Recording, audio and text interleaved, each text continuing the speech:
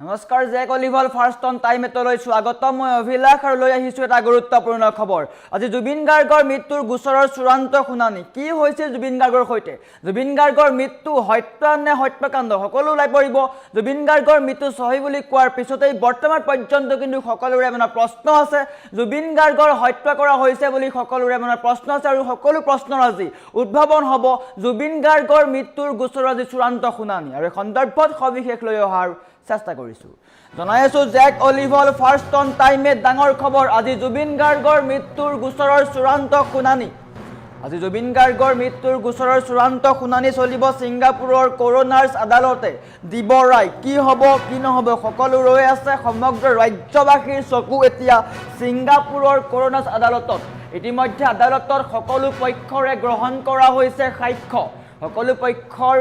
সাক্ষ্য গ্ৰহণ কৰা সম্পন্ন হৈছে ছিংগাপুৰৰ 11 গৰাকী প্ৰবাসী অসমীয়াৰো গ্ৰহণ কৰা হৈছিল সাক্ষ্য 11 গৰাকী যি প্ৰবাসী অসমীয়া আছিল তেওঁলোকৰো সাক্ষ্য গ্ৰহণ কৰা হৈছিল জুবিন গাৰ্গৰ পৰিয়ালৰ হৈ মনোজ বৰঠাকুৰৰ সাক্ষ্য গ্ৰহণ কৰা হৈছে তাৰ সমান্তৰালকৈ ৰাহুল গৌতম শৰ্মাৰো সাক্ষ্য গ্ৰহণ কৰা হৈছে গতিকে আজি সকলো ওলাই পৰিব পাৰে ছিংগাপুৰত জুবিন গাৰ্গৰ সৈতে কি হৈছিল সেই নিশা জুবিন গাৰ্গৰ সৈতে কি ঘটনা সংঘটিত হৈছিল জুবিন গাৰ্গৰ মৃত্যু হত্যাকাণ্ড নে স্বাভাৱিক সকলো ওলাই পৰিব অসমৰ মতে বা অসমৰ যি তদন্ত কৰিছিল SITৰ মতে জুবিন গাৰ্গৰ মৃত্যু হত্যাকাণ্ড কিন্তু ছিংগাপুৰে কৈছিল বা ছিংগাপুৰ পুলিচে কৈছিল জুবিন গাৰ্গৰ মৃত্যু স্বাভাৱিক আৰু আজি সেই কথা স্পষ্ট হৈ পৰিব ছিংগাপুৰৰ কৰোনাৰ্ছ আদালতে সকলো কথা ক'ব ৰায়দান দিব পাৰে কি হ'ব কি নহ'ব জুবিন গাৰ্গৰ মৃত্যু স্বাভাৱিক নে হত্যাকাণ্ড ছিংগাপুৰৰ পুলিচে কৈছিল জুবিন গাৰ্গৰ মৃত্যু পানীত ডুবি হৈছিল জুবিন গাৰ্গৰ মৃত্যু অত্যধিক সুৰা সেৱন কৰাৰ কাৰণে হৈছিল কিন্তু অসম চৰকাৰে বা অসম পুলিচে স্পষ্টকৈ কৈছে এয়া হত্যাকাণ্ড তাৰ সমান্তৰালকৈ যি কেইগৰাকী অভিযুক্ত আছে শ্যামকানু মহন্ত সিদ্ধাৰ্থ শৰ্মা শেখৰজ্যোতি গোস্বামী অমিত প্ৰভা আটাইকেইগৰাকী অভিযুক্ত বৰ্তমান পৰ্যন্ত জেলত আছে আৰু তেওঁলোকৰো গোচৰ চলি আছে কিন্তু তাৰ সমান্তৰালকৈ ছিংগাপুৰ আদালতে কৈছিলে জুবিন গাৰ্গৰ মৃত্যু স্বাভাৱিক পানীত ডুবি জুবিন গাৰ্গৰ মৃত্যু হৈছে বুলি উল্লেখ কৰিছিলে ছিংগাপুৰ পুলিচে গতিকে সকলো চালি জাৰি চাই আজি ছিংগাপুৰৰ কৰোনাৰ্ছ আদালতে ৰায় দিব জুবিন গাৰ্গৰ মৃত্যু স্বাভাৱিক নে হত্যাকাণ্ড 19 ছেপ্টেম্বৰৰ আগনিশা কি হৈছিল জুবিন গাৰ্গৰ সৈতে ছিংগাপুৰ পুলিচে কৈছে জুবিন গাৰ্গে অত্যধিক সুৰা সেৱন কৰিছিল জোখতকৈ বা পৰিমাণতকৈ 400 গুণ অধিক মাত্ৰা সুৰা পোৱা গৈছিল আৰু তাৰ ফলত জুবিন গাৰ্গে পানীত জাপ দিছিল বা সাঁতুৰিবলৈ গৈছিল আৰু তাৰ পিছতেই জুবিন গাৰ্গৰ মৃত্যু হৈছিল এয়া হৈছে ছিংগাপুৰ পুলিচৰ তদন্ত কিন্তু তাৰ বিপৰীতে অসম পুলিচে বা SITয়ে কৈছে জুবিন গাৰ্গৰ হত্যা কৰা হৈছে আৰু সেই হত্যাৰ অভিযোগত কেইবা গৰাকী অভিযুক্ত বৰ্তমান পৰ্যন্ত জেলত আছে বৰ্তমান পৰ্যন্ত তেওঁলোকৰ গোচৰ চলি আছে শ্যামকানু মহন্ত সিদ্ধাৰ্থ শৰ্মা শেখৰজ্যোতি গোস্বামী অমিত প্ৰভা আৰু আটাইকেইগৰাকী জুবিন গাৰ্গৰ যি দুই PSO আছিলে তেওঁলোকৰ ক্ষেত্ৰতো গোচৰ চলি থকা হৈছে আৰু আজি হয়তো ছিংগাপুৰৰ কৰোনাৰ্ছ আদালতে স্পষ্ট কৰিব জুবিন গাৰ্গৰ সৈতে কি হৈছিল 19 ছেপ্টেম্বৰৰ আগনিশা জুবিন গাৰ্গৰ সৈতে কি ঘটনা সংঘটিত হৈছিল জুবিন গাৰ্গৰ মৃত্যু স্বাভাৱিক নে হত্যাকাণ্ড সেয়া ওলাই পৰিব ছিংগাপুৰ পুলিচে কৈছে জুবিন গাৰ্গৰ মৃত্যু স্বাভাৱিক জুবিন গাৰ্গে অত্যধিক সুৰা সেৱন কৰাৰ কাৰণেই জুবিন গাৰ্গৰ মৃত্যু হ'ল জুবিন গাৰ্গৰ দেহত পৰিমাণতকৈ 400 গুণ অধিক সুৰা পান কৰা হৈছিল কিন্তু প্ৰশ্ন উত্থাপন হৈছিল জুবিন গাৰ্গক 400 গুণ সুৰা সেৱন কোনে কৰোৱাইছিল সেয়াও কথা আহি পৰিছে জুবিন গাৰ্গক হোটেলৰ কোঠাত নি কোনে সুৰা সেৱন কৰাইছিল জুবিন গাৰ্গক কোনে সুৰা সেৱন কৰাই বাহিৰে বাহিৰে জুবিন গাৰ্গক সাগৰলৈ লৈ গৈছিল সেইবিলাকো আহিছে যদি জুবিন গাৰ্গৰ মৃত্যু স্বাভাৱিক তেন্তে জুবিন গাৰ্গক কেনেকৈ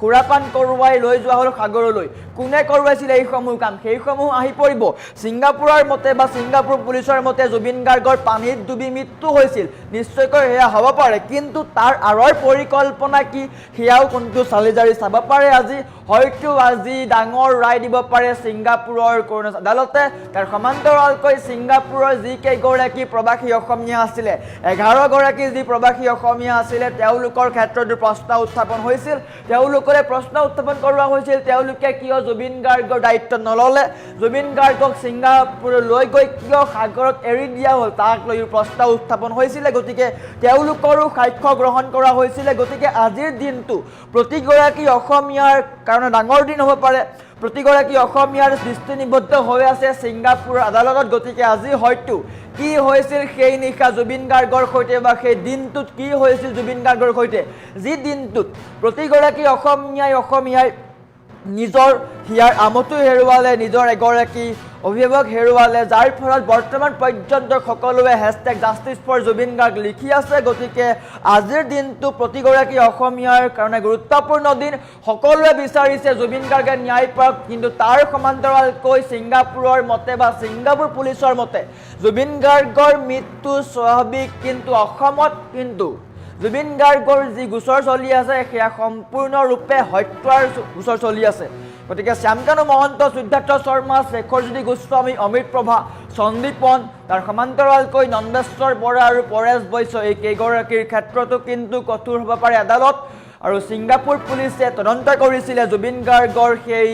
লেজাৰ্ড আইলেণ্ডলৈ গৈছিলে তাৰ সমান্তৰালকৈ ছিংগাপুৰৰ সেই হোটেলৰ কোঠালৈও গৈ তদন্ত কৰিছিলে চিচিটিভি ফুটেজো পৰীক্ষা কৰা হৈছিল আৰু সকলো তন্নতন্নকৈ পৰীক্ষা কৰি ছিংগাপুৰ পুলিচে কৈছিলে জুবিন গাৰ্গৰ মৃত্যু পানীত ডুবি হৈছিল জুবিন গাৰ্গে অত্যধিক সুৰা সেৱন কৰাৰ কাৰণে মৃত্যু হৈছিল এতিয়া প্ৰশ্ন উত্থাপন হৈছে সকলোৱে প্ৰশ্ন কৰিছে অসমবাসীয়ে প্ৰশ্ন কৰিছে মৰমৰ শিল্পীগৰাকীক হেৰুৱাই সকলোৱে প্ৰশ্ন কৰিছে যে জুবিন গাৰ্গৰ মৃত্যু যদি স্বাভাৱিক তেন্তে